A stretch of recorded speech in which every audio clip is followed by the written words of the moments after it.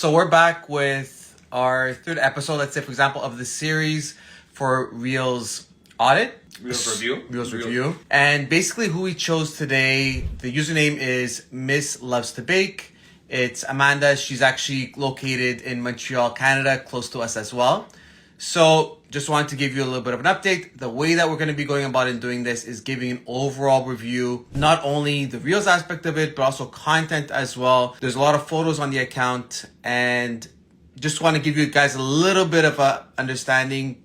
So she is a self-taught baker and a lot on the channel is cookies. So Luca's going to dive into it. We're going to go kind of within each type of domain with regards to production, with regards to post-production and overall content. So you can see Miss Loves to Bake. If you do want to check her out after, it's a great show, a great channel. And that we also have one of the reels that we're going to be reviewing as well. Yeah, so generally I wanted to give an overview as to the page itself. I actually really do like the photos aspect, but since we are videographers here, we are going to be delving into at least one video and breaking that down specifically. Yeah. I would love to ask, so do you actually film the videos yourself? Yeah.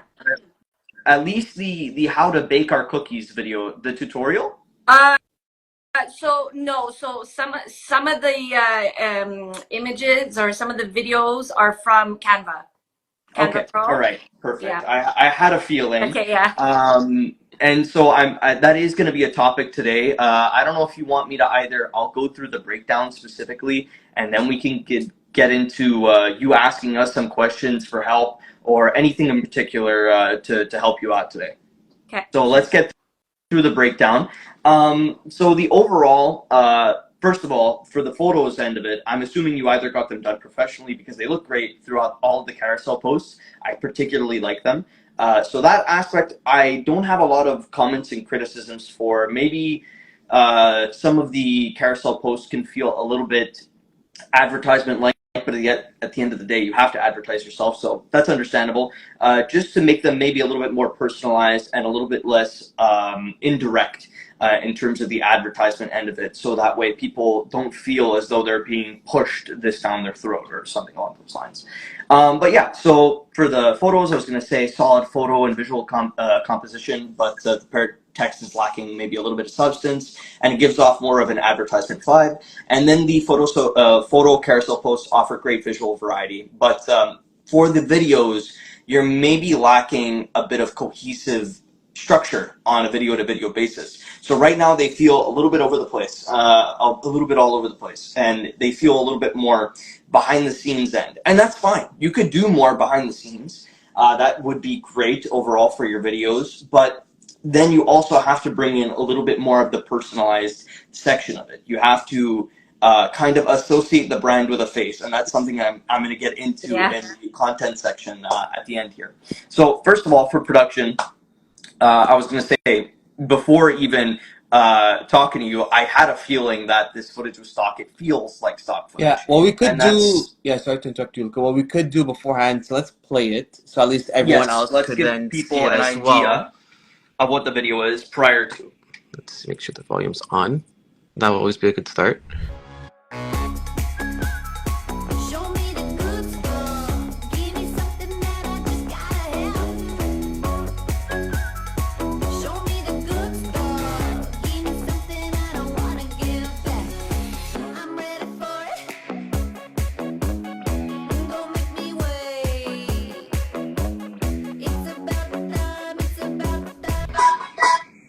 Okay, so this is one of the first videos that show up on your page, right?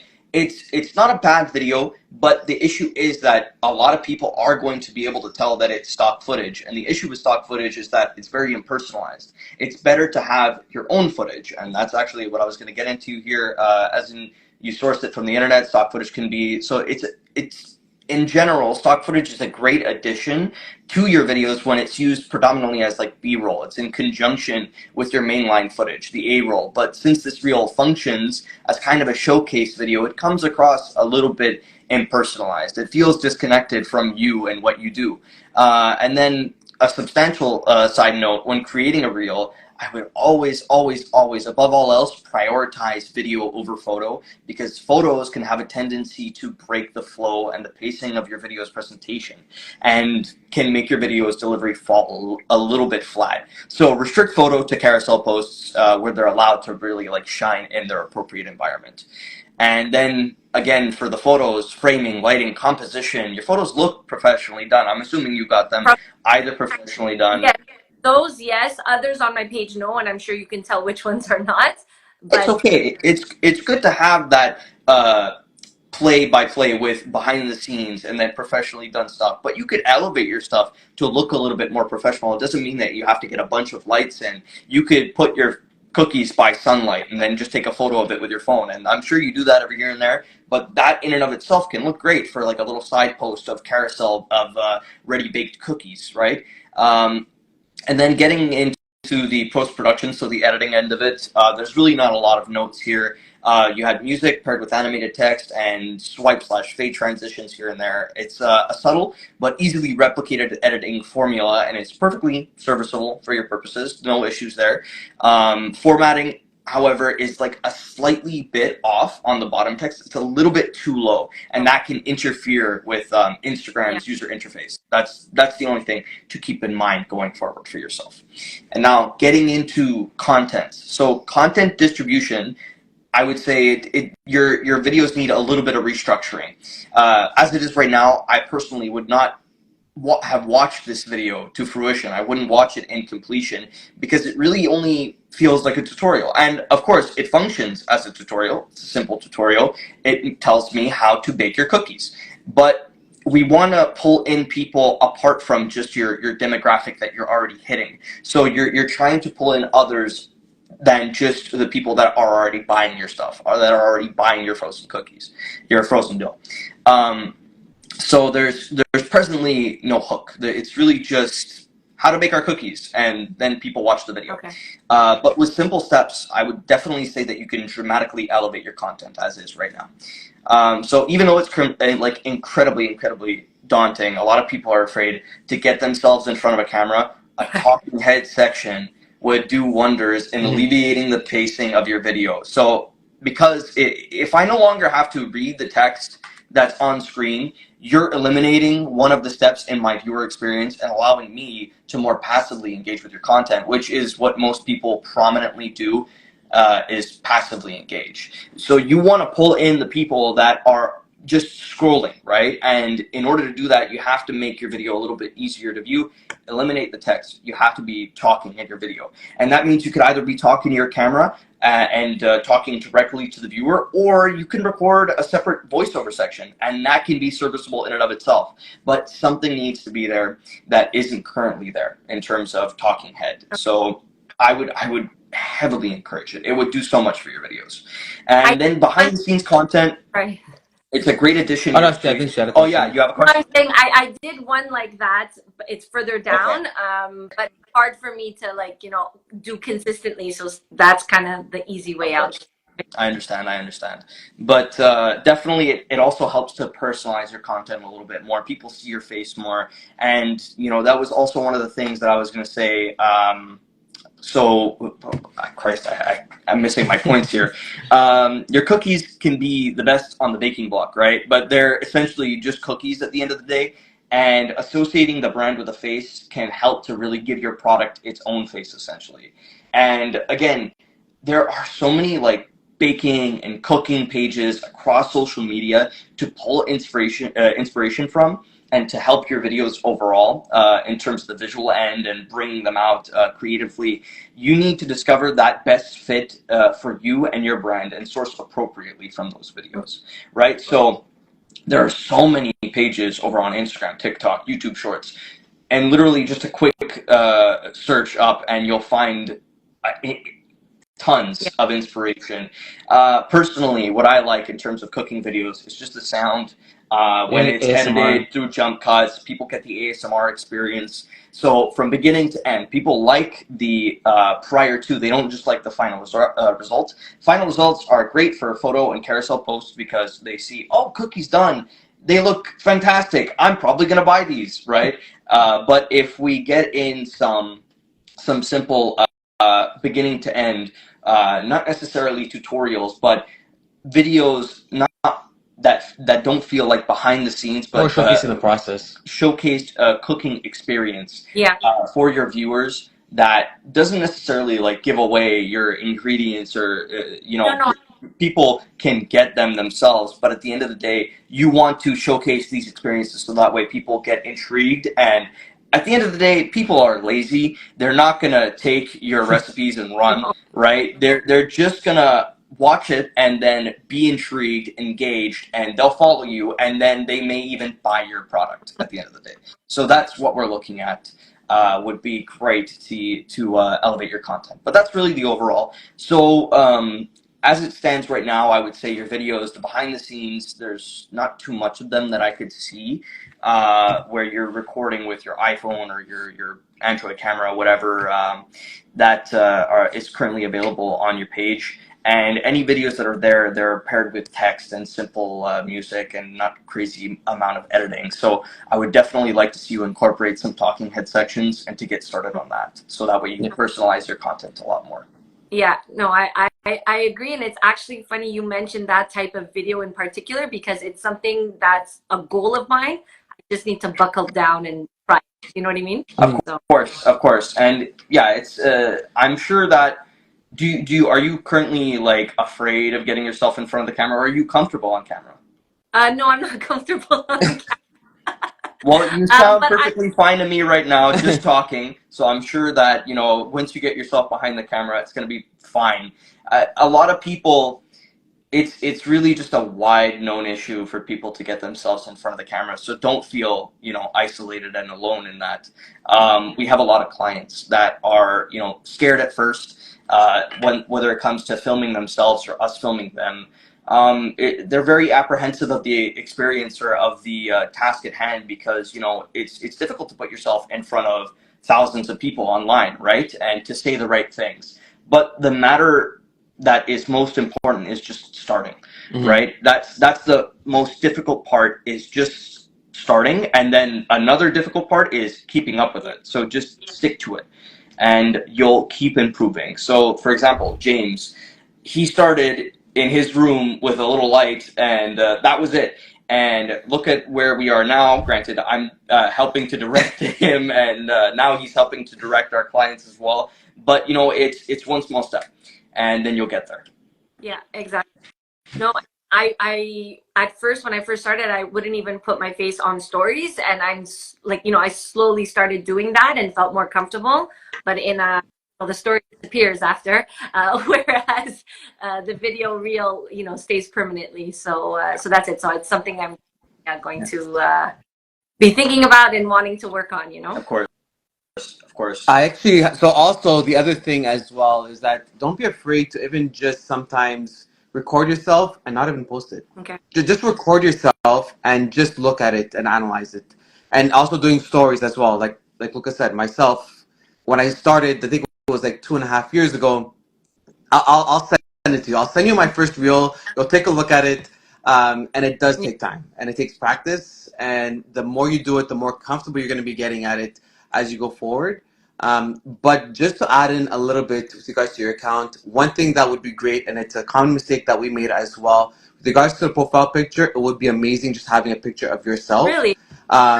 Because you are within the baking aspect of it, it would be cool that either you have like a prop with you as well. Either it's like either a baking hat or like an apron, and then having that brand color. Because what we want to do is, like Luca mentioned, is the power of personal branding, because they are not just buying the product, they're buying you. You're selling yourself at the end of the day. So it's important to pair those two together. Okay. And honestly, this is one thing that I recommend everyone does, is having also a video just about you. Why did you want to start this business as well? This is something that's going to build a deeper connection between you and between your audience as well. And I've had a lot of clients that came up to me, and it's like, we have a YouTube video that's almost around like 13 to 15 minutes long, just talking about our whole story. And like, I developed a deeper connection with you from that. And I kind of relate to the values that you guys currently have. and anything that I could do to support you in that way. Okay. So that's one thing that I would say, that aspect of it. But the reason why we chose this video to kind of do the audit on is because the overall structure, I think it's there. Yeah. It's just how do we formulate it to create that more raw, authentic look and feel to it as well. Because I like that you showcase that there is a process along there, but it would be nice to see the actual process in happening. It doesn't matter if the video quality is going to be high production and so on and so forth. It doesn't need to look above and beyond, right? You can record with your phone, and I've seen some of the video posts that you have where you're just recording with your hand. What would be decent is if you set up a tripod and then recorded bits and pieces here and there of the process of you making these cookies, baking them. It would be super simple. Just set up, record passively, and then take bits and pieces of those. Those can all be individual posts as well. You could put them up on your stories, or you can cut it up and make a simple baking reel where everything is put together chronologically, and then they see the final product. Yeah. It's just something to keep the engagement going on your page. And granted, as a video, hearing the sound, seeing the video, the visual flair. Visual flair. The visuals that are going to be engaging in that section are going to be the baking in and of itself. I would like to see the ingredients coming together, how it's done, so on and so forth, and that's really what's going to engage people. But yeah, I guess, do you have any questions, underlying questions that are running through your head right now that we could address, or anything in particular? Well, I actually have a video kind of like that on one of my reels. It's just the quality is really horrendous, and I think I'm a stick. I want to make like those typical Instagrammable, like with the bright light and the white, and just the ingredients like pouring in and all. But it's just I need to, first of all, A, find the time, and B, it's also I need I need like a tripod to do that. Like sometimes my cupboard, and I'm like putting my phone hanging off my cupboard to like get a top view of, you know what I mean? Like I understand completely. Yeah. Yeah. No, when I was a kid, it's look, if you can hack a tripod at the end of the day, it works out. What I used to do as a kid is I would stack a bunch of game discs in order to record my TV screen, because I would play video games at the age of 8 years old. That's what I would do. So it's really whatever works for you. Sometimes you'll see how creative like videographers can be, and they'll in order to get like a dolly effect, they'll get somebody on a rolling chair and push them or pull them backwards. So if you could be creative and make your own hacked tripod, that's fine. But you can find some pretty affordable tripods like online at Amazon or wherever that you're shopping online. That would really benefit you with your iPhone, which I'm assuming you're going to be predominantly recording with your iPhone. But yeah, that would be definitely a route to go down, I would say. And in regards to lighting, like just pick prime time of the day, earlier in the morning when the sun lights out, and then put yourself by a window. Yeah. And it's as simple as that, really. You don't have to invest in crazy lighting equipment. It's a baking page, so it can be a little bit more raw and more authentic. You don't need to get these studio lights into your location and make everything look like professional production. Just a tripod setup, iPhone, and then that whole experience from beginning to end, that will be engaging in and of itself. Yeah. And I guess like with the pour, I guess I would just have to practice, because like not to get your like hand in and all of that, like like to make it.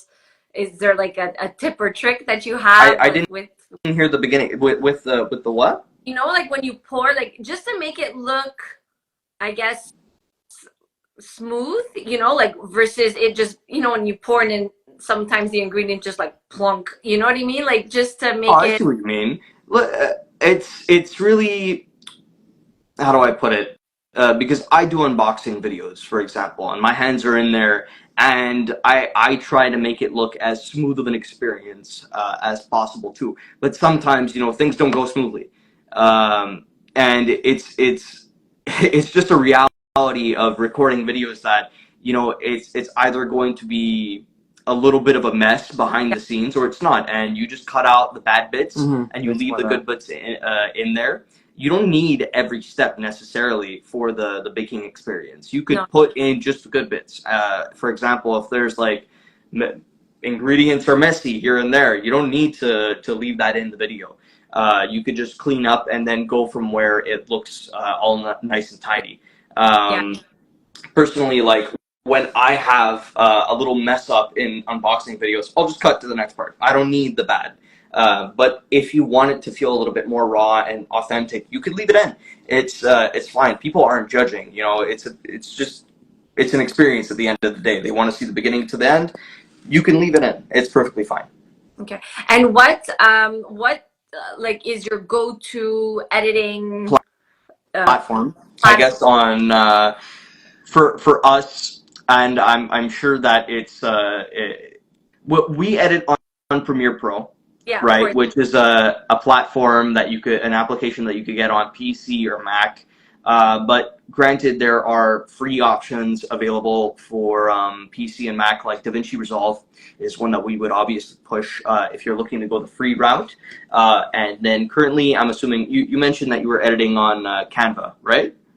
So not everything. I honestly, like I've done so many things. I've used Splice, I've used Canva, I've used Instagram itself, you know. So many different ways, and whatever I'm feeling that day, or I don't know, it just happens. But you were saying DaVinci? DaVinci Resolve. DaVinci Resolve is a pretty solid option when it comes to editing softwares available on Mac and PC. I think they have a mobile option coming. I think they have, but no, they don't have not a mobile, but I think they have a tablet option. Okay. Well, basically, it's a solid option when it comes to just simple splicing and cutting, and you could transition your audio in there. And we have a bunch of editing tutorials on Premiere, but a lot of it is very easily translated from what we've heard. So you know, it's a simple software, and I know I'm sure it's a little bit intimidating to go over to like more professional end editing software. So you could stick to Canva and CapCut and Splice and so on and so forth.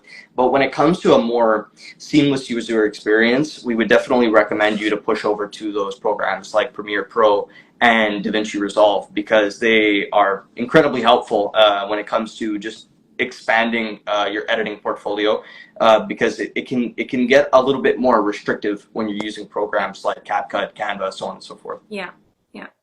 Okay. Well, thank you. I appreciate it. Of course. We're glad to help.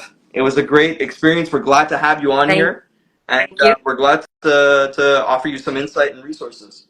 Yeah, I love this stuff, and I love your page too. It's very informative. I wish I had more time to implement things. It's okay. You'll get there. I believe in you. Yeah, thank you. But yeah, honestly, if you have any questions whatsoever, please feel free.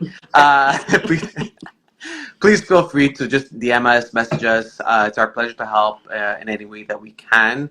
But honestly, even just integrating these little types of tips and tricks into your content, it's going to do wonders. Because at the end of the day, we really want to get out of that just the cookies aspect and get into that personal branding aspect of it as well. And it's something that it's going to develop a deeper connection between your audience, and behind the scenes is something that we're really going to go big on in 2024, and really showcasing the raw, authentic experience that you could get with us. But it's also good to see on your part as well, is that seeing that also raw behind the scenes aspect of it. It doesn't always have to be perfectly polished. Yeah. As much as we are perfectionists as well. At the end of the day, it's really about just showing the process. But yeah.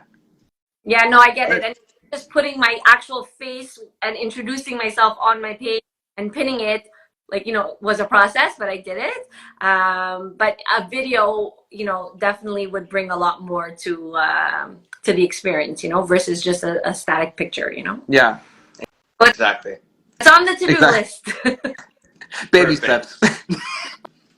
Hopefully I'll kick it off. All right. Perfect. I'm just going to see if there's any questions, but I don't think so. Oh, there is. I think it's just more people that they do want us to do their audits as well.